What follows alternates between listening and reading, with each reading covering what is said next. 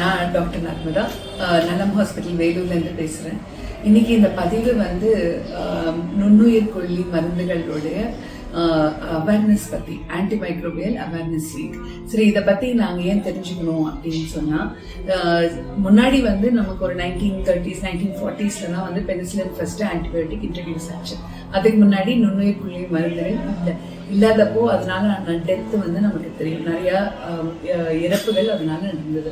So 1940ஸ்க்கு அப்புறமா இந்த penicillin வந்து இன்ட்ரடியூஸ் ஆகி நிறையா இந்த மாதிரி மருந்துகள் ஆன்டிபயோட்டிக்ஸ் இன்ட்ரடியூஸ் ஆகும் நிறைய நோய்களுக்கு வந்து நம்ம சீக்கிரம் வந்து கட்டுப்படுத்த முடிஞ்சுது.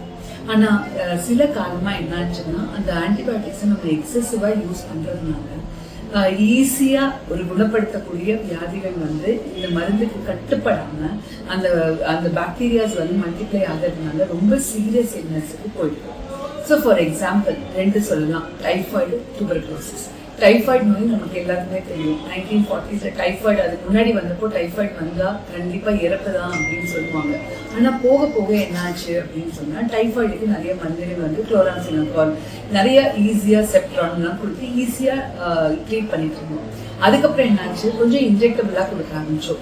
இப்போ எக்ஸ்ட்ரீம்லி ட்ரக் ரெசிஸ்டன்ட் டைஃபாய்டு, அதாவது எந்த ஒரு மருந்துக்கும் கட்டுப்படாத டைஃபாய்டு கிருமி வந்து பரவ ஆரம்பிச்சது.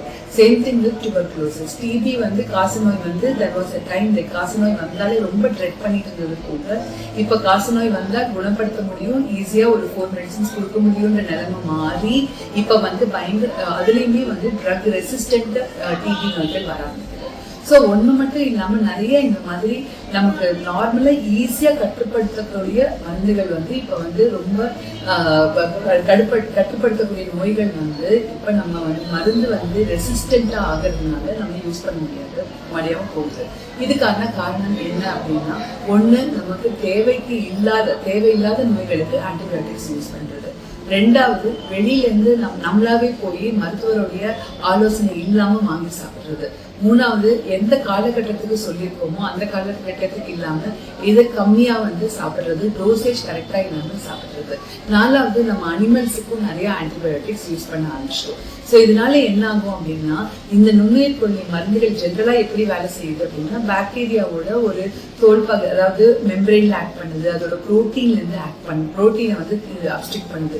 இதில் எல்லாத்துலேயுமே வந்து ஒரு ரெசிஸ்டன்ஸ் அந்த நுண்ணுயிராக வந்து டெவலப் பண்ணிக்குவோம். நம்ம வந்து சரியான அளவு சாப்பிடல அப்படின்னா, அப்போ என்ன ஆகும், சாதாரண நோய்களுக்கு கூட ரொம்ப ஹெவி ஆன்டிபயோட்டிக்ஸ் யூஸ் பண்ண வேண்டிய கட்டாயமும் வருது. அதனால வந்து உயிர் இழப்பும் அதிகமாகுது, காஸ்ட்டும் அதிகமாகுது. ஸோ இது நாங்கள் மட்டும் தெரிஞ்ச பத்துறது உங்களுக்கும் தெரிஞ்சுக்கணும். ஏன்னா நீங்களுமே டாக்டர் முன்னாடி கொடுத்துருக்குறாங்க, நம்ம இதே யூஸ் பண்ணலாம்னு சொல்லி ஃபார்மசியில் போய் டைரெக்டாக வாங்கி சாப்பிட்றீங்க. அப்படி சாப்பிட்றப்போ டோசேஜ் கம்மியாக சாப்பிடலாம், கரெக்டான அளவுக்கு சாப்பிடாம இருக்கலாம். 2வது, இந்த நோய்க்கு இது தேவைப்படாத அளவு டயத்தில் கூட நீங்கள் சாப்பிடலாம். So the resistance is actually increasing. இப்போ வந்து உலகத்தில் ஆன்டி மைக்ரோபியல் ரெசிஸ்டன்ஸ்னால கட்டுப்படுத்த முடியாத நோய்களோட இது வந்து ஜாஸ்தியாக இருக்குது. ஸோ இதோட அவேர்னஸ் உங்களுக்கு கண்டிப்பாக தெரியணும். நீங்கள் நுண்ணுயிர் கொல்லி மருந்துகள் வந்து உட்கொள்றப்போ டாக்டரின் அனுமதி இல்லாமல் உட்கொள்ளக்கூடாது. எல்லா நோய்களுக்கும் அது தேவையில்லை, வைரஸ் இன்ஃபெக்ஷனுக்கு தேவையில்லை. ஸோ டாக்டர் சொல்கிறப்போ நம்ம வந்து ஃபீவர் இருந்தாலும் அது வைரஸ்னால அப்படி இருக்குது அப்படின்னா அதுக்கு நம்ம சாப்பிட வேண்டிய அவசியம் இல்லை. ஸோ அவங்களோட மேற்பார்வையில கரெக்டாக நீங்கள் வந்து சாப்பிடணும். ஸோ இந்த அவேர்னஸ்க்காக தான், because if you don't protect now, our future is not protected. நம்ம குழந்தைங்களுக்கு ஒரு பாதுகாப்பான எதிர்காலம் இல்லை. ஸோ இதுக்காக தான் இந்த அவேர்னஸ் பதிவு. இது இந்திய குழந்தை நல மருத்துவ சங்கம் மூலமா இந்த பதிவை வந்து உங்களுக்கு அவேர்னஸ்க்காக நாங்கள் எடுத்து செல்வோம். தயவு செய்து be careful about the medicines you are using. Do it in consultation with your doctors. Thank you.